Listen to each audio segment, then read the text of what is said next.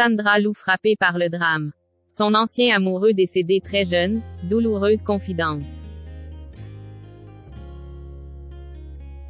Si on la connaît pour son allure pétillante et ses talents d'animatrice, Sandra Lou est aussi une femme engagée. Marquée par la mort d'un ancien amour de jeunesse, elle a voulu s'investir pour honorer sa mémoire et aider les autres. Cela fait près de 20 ans que Sandra Lou a participé à l'émission Le Bachelor, le gentleman célibataire. Le show diffusé sur TF1 en 2003 mettait en lumière des prétendantes face à un charmant entrepreneur à la recherche de la femme de sa vie.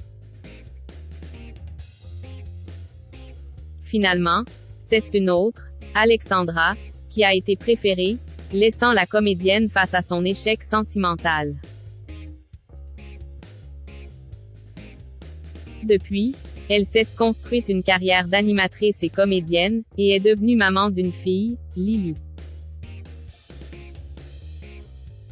Le père de l'enfant s'appelle Michael, qu'elle avait épousé en 2007 mais dont elle est séparée. En 2021, elle a retrouvé l'amour auprès d'une certaine Amaury et semble nager dans le bonheur depuis. Épanouie à 42 ans, un anniversaire qu'elle fête ce 24 décembre, elle a connu aussi des moments douloureux, comme la mort de son amour de jeunesse. C'est en 2015 que Sandra Lou fait cette confidence. Engagée dans la lutte contre le cancer à travers un livre dont les bénéfices ont été reversés à la lutte contre ce fléau, Finger in the Nose, elle avait expliqué à Télé Loisirs l'origine de sa motivation. C'est un sujet que je ne connais que trop bien.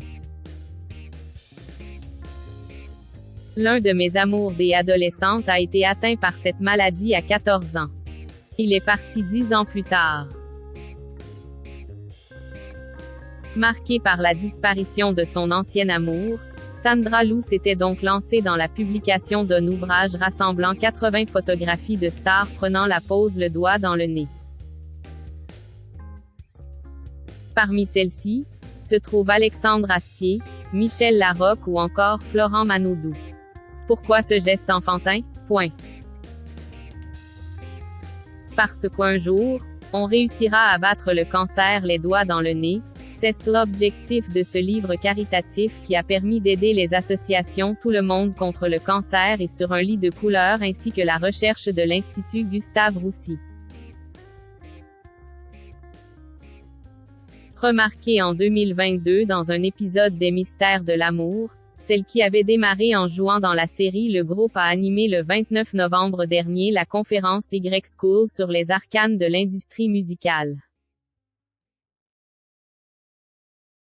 Un milieu qu'elle a connu personnellement, puisqu'on lui doit la reprise de Banana Split en 2003.